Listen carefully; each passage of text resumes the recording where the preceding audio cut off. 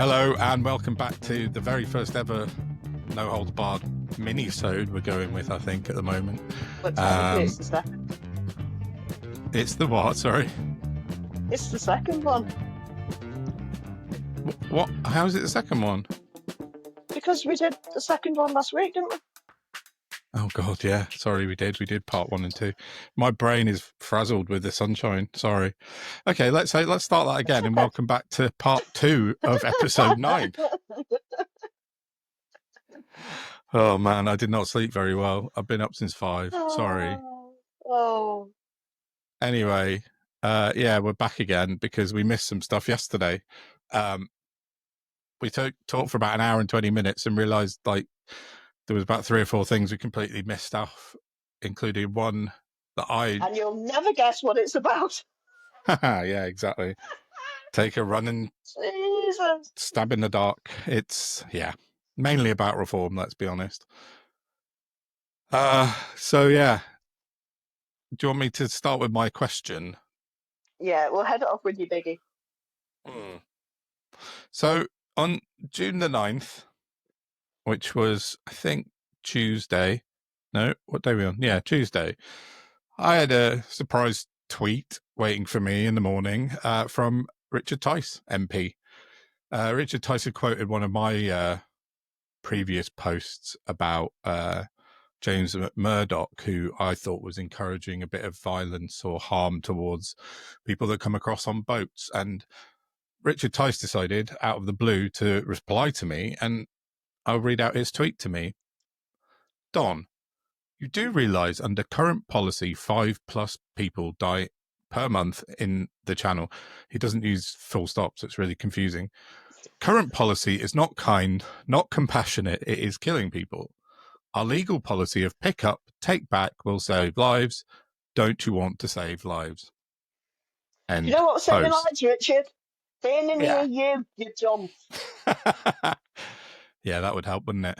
So that was nice. You know, MPs actually coming to me and asking me questions and asking for my advice. So I'm happy to give you some advice, Richard, if you want it.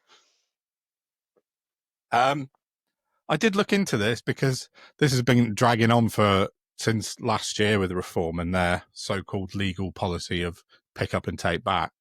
And it's been absolutely debunked on multiple occasions. It's not legal in any way to pick up and take back. It can't be. There's a good post, which I'm going to link to underneath, which is a video of Politics Live, I think it was, in April of last year, so over a year ago, with Danny Finkelstein and Richard Tice talking about it then, and he was absolutely booted out of the water, excuse the pun, with his argument then. But I just thought That's confusing. Yeah, isn't it? So I just wanted to quickly explain why reformed policy of picking up migrants in boats and taking them back to France is not possible. It's not legal. It's not ethical under any circumstances. Well, that's what we've just seen with the Madeleine. It's actually kidnapping. Yeah, exactly. Yeah, it was. They did kidnap those guys and deported them illegally, as far as the world seems to be concerned. But the law, and I'm reading this now because I want to get it exactly right for Richard. So, Richard, please listen up. According to the United Nations Convention on the Law of the Sea and the International Convention on Maritime Search and Rescue, states are allowed to pick up people from boats if they are found at sea in danger of being lost. But these laws do not allow them to be taken to another state without that country agreeing. It says, in fact, Article 19 says that if a foreign ship enters another country's territorial waters, it will be considered to be prejudicial to the peace of if it engages in the unloading or loading of any person contrary to the immigration laws of that country. So it's effectively invading France if they do it. That's basically what's saying. It's against maritime and international law to pick up and drop people back. It's kind of verging on piracy, if you like. And well, the majority of these people won't have passports. No, of course not. So they don't. There is technically no country of return. No, there or isn't. anybody. And as you pointed out before, because of Brexit, we're no longer part of the Dublin agreement, the Dublin Convention, so we're not That's when allowed to. nobody gave a toss about people on boats. Exactly. Well, yeah, exactly. But we were able to sort of return people at that point, but we can't now because of Reform and Farage's Brexit. So And the worst thing is for me that the people who are frothing at the mouth over these immigrants coming in, I've just lost my point. Stupid brain. Are the very people who don't seem to comprehend that if there was no housing issue, if we could get medical access quickly enough, if we weren't being fiscally graped by the energy companies, if they could afford a decent holiday once a year, they wouldn't give a shit about people of another colour in this country. it's very true. They're literally being forced by the propaganda to channel their anger at the wrong target deliberately. It is psychopathy. 100%. And that's playing out live in Northern Ireland at the moment, isn't it? Oh my or God. the riots Like and I. Tan's been posting about. I saw an interview with somebody from Northern Ireland the other day. Their domestic violence is off the charts. Like Northern Ireland, the male consensus seems to be stuck in like the 70s. It's that tolerated and expected, and it Yeah, I heard no, that somewhere on a podcast recently as no. well. Yeah. So But I mean, again, they're using we're trying to protect our women and girls. Sorry, I've never heard that arson can do that. yeah, exactly. Setting fire to a leisure centre. Yeah, I know. It's crazy. But it's exactly like you just described, though. It's being directed towards the wrong targets. And as if the overarching sort of levers of government moved to help them have a better life, then that wouldn't happen. So And yeah, how I many of know. those rioters have tried going the administrative correct route by I know lobbying they their haven't. MP? How many of them? No. That fucking many. Yeah, exactly. That's like being So. co-opted by the state, and the state actors, and it's time we all saw through it. Definitely agree. And I saw a post last night. Well, it was a clip of Nigel Farage on GB News on his show that he's allowed to present, and because obviously that's balance, if Keir Starmer had his own show on his own TV channel, effectively, I'm sure they'd be pretty upset. But anyway, and Oh he God, was, that'd be stuff to fall asleep to, wouldn't it? yeah, it would. That'd be quite good for me to get to sleep, That'd actually. Yeah, cure me insomnia.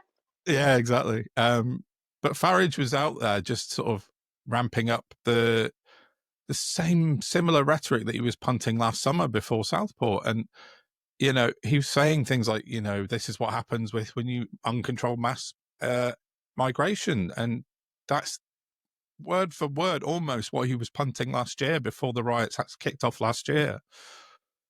He's unchallenged. He's allowed to say this stuff without any kind of comeback, and it's dangerous. I believe it's completely. That's how the likes of Lewis Goodall are still fucking complicit. Yeah, the news They agents. enable this. They enable this by not calling it out. Yeah, that's exactly what it is, isn't it? It's enabling the behaviour. It's shocking.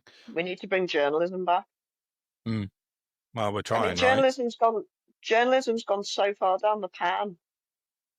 God, where was I even reading? Somewhere.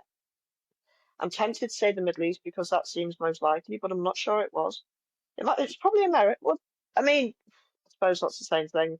I read somewhere that 2 journalists got killed, and obviously there were journalists getting shot in America by the plastic bullets. Where's the International Press Association in this, please? Don't they have a role to protect their I know. professionals? I mean, Yeah. what's it going to take?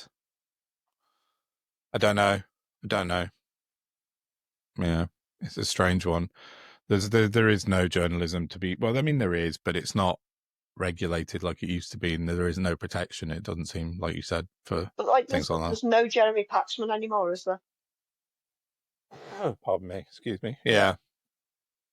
True. And him retiring is what spurred me to want to do this, Yeah. because there's just nobody left to hold people to account. I know Mm. Victoria Derbyshire does what she does, but she does that within the handcuffs of her BBC contract, which Yeah. you and Yeah. I both know will have stipulations in it. Yeah. Of course it will. And if there Yeah. I aren't, think. it'll have unspoken stipulations. Mm, yeah. She goes If as she far as she suddenly can. wanted to take a camera crew to the Rafa border, I Mm. don't think she'd be allowed to do that somehow, do you? No. No, they're not. No. I think Alex So, Crawford. I think we talked about ages ago. She tried to do that with Sky and was roundly told no chance, not under any circumstances. oh, no, God, jeez, no, you mean Alex Crawford from the Black Ops documentaries? She goes Yeah. undercover and does all sorts. Yeah. Yeah, oh, she's Yeah. amazing. Yeah. She's fantastic. Sorry, I imagined a man when you first said Alex Crawford. Mm. She's like a bit older than me, and she's like Kate Adie of the noughties and Yeah. Yeah. Yeah. 20s. Yeah. She's Yeah, fantastic, Alex Crawford. yeah, She's all over no, the she's Middle very East good. all the time. And if anyone was ever going to get into Gaza, it would be her, and she can't. So yeah, there's no chance. I mean, yeah, if she can't. I That's just it, want to exactly. find the series of hers that I watched because it was phenomenal.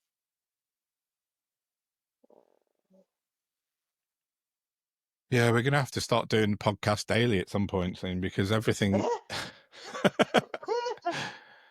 if anyone wants to pay us to do it daily, please get in touch. But Yeah, that the news is happening too quick for us to keep up with. That's the problem. That's why we're having to put out that's bonus the point. episodes.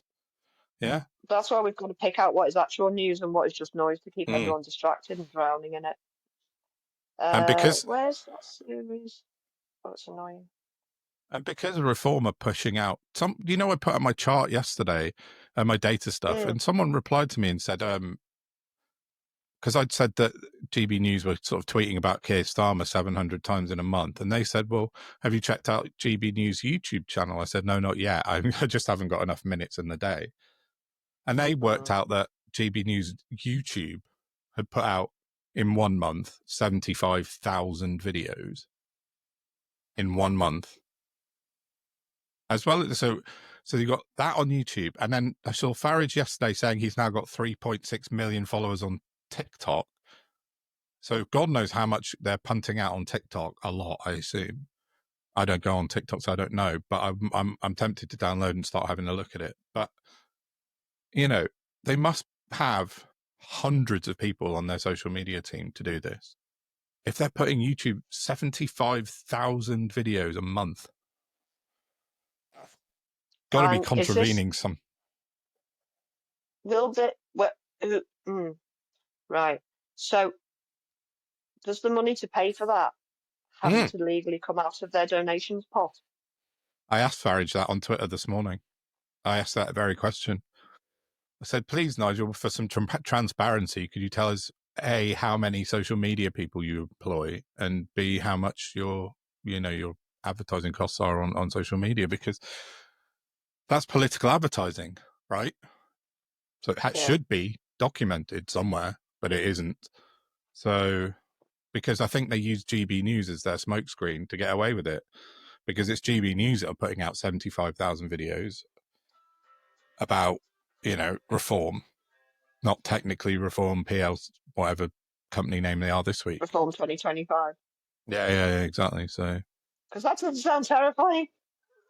It is, isn't it? But it's what we said yesterday. It's the sheer volume is brainwashing people. It's information overload. And speaking of brainwashing people, I noticed we had some haters in the comments. Now, if you don't like what we're saying, that's all fine, because we all have very Absolutely. different viewpoints. But what we like to do on this show is take like an actual point of order and discuss it that way. Saying you're talking shit or ha ha, you're rubbish just makes you look like the thick that you are. So if you want to come at us, tell us exactly what you've got an issue with, what Don or I have said, this is problematic, and we could discuss it, like intelligent people. Mm-hmm. Yeah, happy to do that without a shadow of a doubt. If anybody wants to come on and debate with us, we would be delighted to have you. Yeah, and it will be But polite and instead, you well-mannered. faceless and nameless little twerps in the comments. It's pathetic. Yeah, Same on exactly. X, isn't it? They're all Yeah, either bots or faceless, anonymous shite-talks with yeah. no spine and no argument because they're just angry people with no Yeah, understanding. almost without fail. So, yeah. So that was my thing from We yesterday. didn't. I hope We that didn't answers mention your the. point, Richard Tice. Sorry, Dom. Sorry, go. Uh, Go. we forgot to mention the new chairman in a beautiful But, stroke of nominative determinism. They've yes, we did. brought in Dr. David Bull. Yes, You'll I know know. him from being the irritating presence on your screen occasionally for about 20 years. Yeah, and maybe The on man your who week. sat, I think it might have been GB News or Talk, I don't know which is which, they're both equally dodgy. Yes, He same thing. sat and presented his show with a sanitary towel attached to his ear when Trump's lectern got shot and a little bit of plexiglass flew off and hit him in the ear. He sat and presented his programme with a sanitary towel on his head. This I is know. the unserious gang of mentalists that we're talking about. Yeah, exactly right. I know he's a very strange character, and I don't think he'll last very long, but we'll find out. But as I said to you I earlier, hope you're right.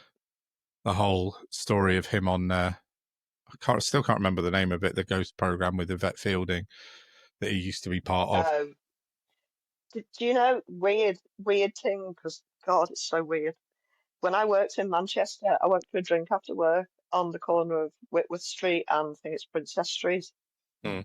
And I was sat on a sofa chatting to my friend, and directly behind us was Yvette Fielding and some producer, I assume from Granada, discussing starting that programme, Most Haunted.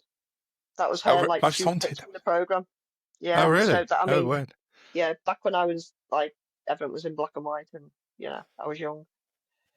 But yeah, just mad. Because you can't help but earwig when you're like, oh my God, that's Yvette Fielding, so 50 centimetres away. It's like, Yeah, yeah. Oh, that's yeah. interesting. Yeah, But, Most Haunted. That and was then the show. we Yeah. heard the pitch and we went,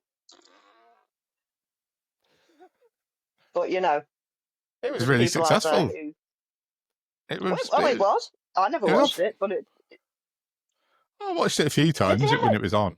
did they ever find a ghost? No, well, it depends who you listen to. David Bull thought he found one in his boot, according in the boot of his car. I've got to find this post from Alex Taylor. Alex Taylor, You if you can don't never know, take the piss out of Zach Polanski again. yeah. Hang on, I'm going to search because.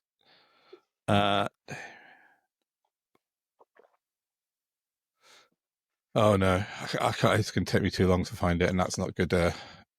Not good podcasting.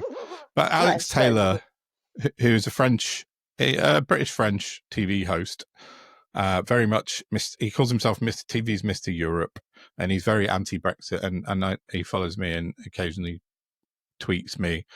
But he put out a very funny post about Reform Party's new chairman.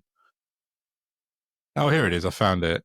Nothing to see here, he said. Just the new Reform chairman saying how he once drove through a wood at night with a ghost in his boot, only then to bump into a medium at a pub who channeled his grandmother herself.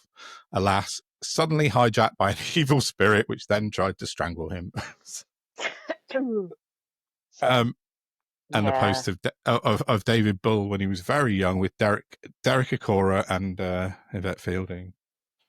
Imagine being convinced by Derek Acora about anything. Oh no. I mean, like anything. If you told you it was sunny outside, you'd have to go and check, you know what I mean? Yeah, exactly.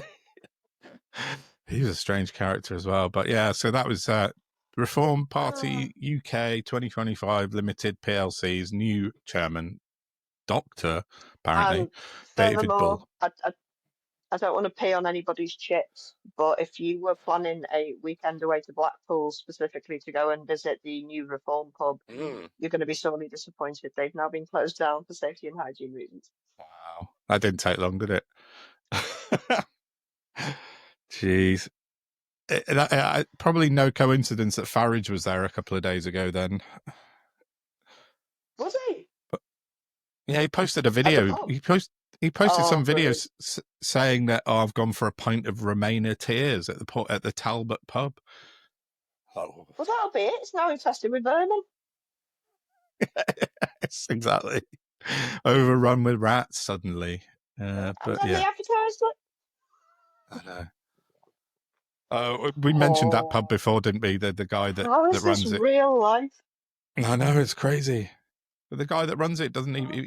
He hates Brexit now, but he still supports reform because of cognitive dissonance or whatever. Yeah. Well, maybe he woke up and thought, "Oh shit! All the pennies just dropped. I need a quick out," and called them in himself. Yeah, perhaps. Maybe after seeing Farage in the flesh, it suddenly dawned on him that this man is a psychopathic con man. Maybe. For some reason, I thought you were going to say maybe he woke up one day and saw Derek Akora at the bottom of his. I don't know why. But then I realised he's dead as well. But then that could all tie in. Oh, I don't know. I think Derek Akora died, Derek didn't he? Akora's dead.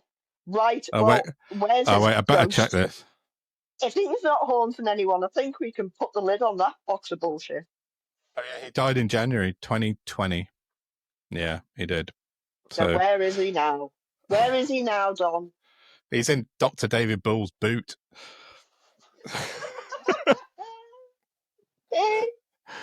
Anyway, we shouldn't mock just make deceased. It make sense. Oh, it's Friday. Oh my god. Yeah. So anyway. Yeah, so we call this the Friday Fandango for all the things we missed on Thursday. Yeah, I like it. Yeah. The Friday Fandango update. Excuse me. But yeah. I think that's all I've got for today. What have you got? Have you got anything left? Oh, I mean, I've got very little because I was put on the naughty step on Twitter this morning, everybody. Oh, yes. It's been a good 2 years since it's happened to me. I made the mistake, apparently, of using the word that begins with K and is in to mockingbird. So apparently you can't type that out on Twitter anymore without getting pinged by the algorithm. And I know it was an algorithm, so it happened immediately. Yeah. So, yeah, between 12 hours and up to a week, they've told me. So, smashing. Hopefully you'll be back later on this evening. His voice of dissent has been put on the icebox. So, yeah, I don't really have much more other than one of my least abusive tweets. There wasn't even a swear word in it. No. I was just pointing out to Darren Jones, who decided that Labour are making the country better for everybody, and I just pointed out that several million disabled people would completely disagree with him, and that his party are forcing us all to ourselves. Yeah. Madness. What you can get pinged for. I can use the N-word all day, and apparently that's fine. I would never. Yeah. Because I'm not an arsehole. Exactly. But, I know. Just go to the bias. Yeah, I report Nazis continuously, and by not even pretend Nazis, real ones, but they're fine. They get a nod through every single time you report them now. So the faceless, spineless, anonymous accounts. Yeah. Oh well, yeah, of course, always. But yeah, no, that's a shame. I bet you for the people over on Blue Sky who I'm about to join. Push the pod a bit. Be on them more than I am. Yeah, same. I'm because we've got a pod account on Blue Sky now. I should say that because I've not said that to anybody yet. I'm going to quickly just double check. It's just NoHoldBarredPod. It's the same as our X account on Blue Sky. I'm going to start trying to be more active on there because we know there's lots of good people there, but we have to be on Twitter as well, obviously, because we have to get the point across. The front line. Yeah. So, yeah. But that's it for me, I think, for this afternoon. I've got to edit. I still haven't finished editing yesterday, so I've got to finish both of them. I'll get them both out later on this afternoon. Excellent. So happy Friday evening when you're listening to this, hopefully. Yeah, well, it will be. Happy weekend, everybody. Please like, share, subscribe. Yes, please. Spread the word. Get us out and about. Send us a rant. Ask us a question, whatever. Anything you want, send it over. As long as you said earlier, it's not just, oh, you're shit. Just send us something that we can work with, and we'll try and do something with it. Yeah, constructive criticism is always very much appreciated. Or we could put our call out for artwork, a bit like Tony Hart in the 80s. We could have a little art corner in the background. Send us your artwork. Mine is very fair. Yeah, exactly. We can decorate our walls and highlight your artwork and be like Tony Hart in the 80s. Answers on a postcard and all that. We've done it again. We're alienating young people by saying send things on postcards. They have no idea what that means. So on that note, adieu. Yes, I think so. All right, cool. Have a good weekend. See you next week. Speak to you soon. Bye.